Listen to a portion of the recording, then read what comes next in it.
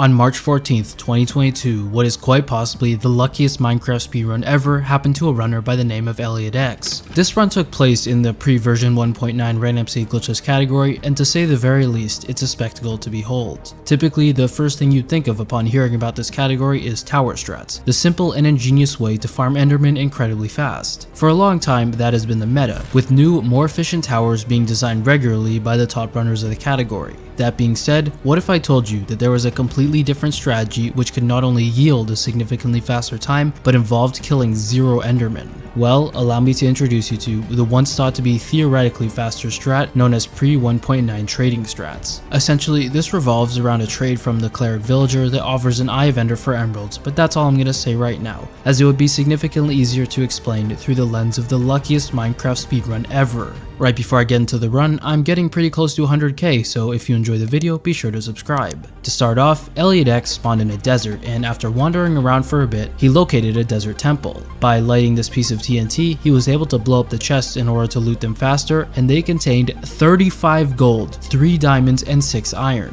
Not too shabby, and when he wandered around the desert a bit more, he found another temple containing 13 more gold, another iron ingot, and an emerald. He then collected sugarcane while wandering around, stumbled upon a village, blew up a house for wood, and started trading. First, he traded a cleric 10 gold per emerald, which is unfortunately the maximum possible price. Regardless, the next trade the cleric offered would decide the fate of the run. You see, there was a chance that he would have to pay up to 11 emeralds for an eye of ender, but an equally likely chance that he would only have to pay 7. Once he checked, he saw 8 emeralds for an eye of ender, which is pretty good, but now he had to get 3 more emeralds in order to buy one. At the librarian house, he crafted a diamond axe, various other tools, and 36 paper with the sugarcane, and mined the bookshelves. He then located a librarian villager, traded all of his paper for an emerald, and prayed that it would offer him a good deal on books. You see, Eliotex is an avid reader, but more importantly, books are the main way in which emeralds are obtained, so he got pretty excited when he saw the minimum possible trade of 8 books for 1 emerald.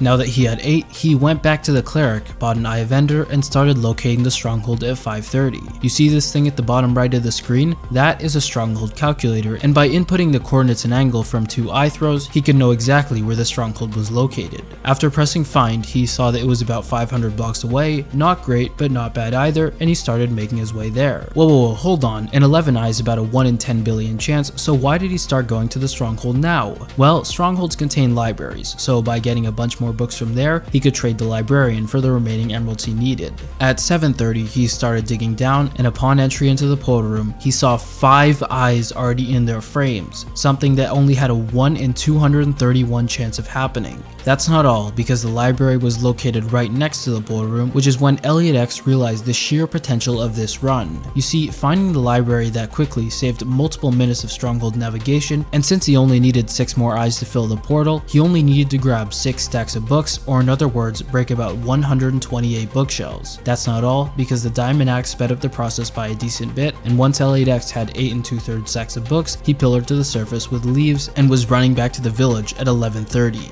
According to him, only one other run had ever left the stronghold on a comparable pace to this, and in case you're wondering, he grabbed so many extra books to play it safe, and it was only about a 15-second time loss. Anyways, after making his way back to the village librarian at 1230, he readied his books, and now is when you're gonna find out how horribly convoluted pre-1.9 trading is. Basically, with the exception of the first trade set in which you are guaranteed 7 trades before the villager has to restock, trades are done in sets that can yield 2 to 12 trades per set. In other words, Eliotex could trade anywhere from 16 to 96 books at a time for 2 to 12 emeralds before having to wait for a restock, and this is determined entirely by RNG. For each trade in a set, the villager has an 80% chance to hardlock after that set is traded. A hardlock means that he would have to do one or multiple different trades in order to re-unlock the main trade. To more easily interpret what an 80% chance per trade in a set means, take 0.8 and raise it to the power of however many trades are completed in a set. If Eliotex were to get unlucky and only get 2 emeralds before waiting for a restock, the villager has a 64% chance of hardlocking. On the contrary, if he got super lucky and obtained 12 emeralds in a set, the villager only has a 7% chance of hardlocking.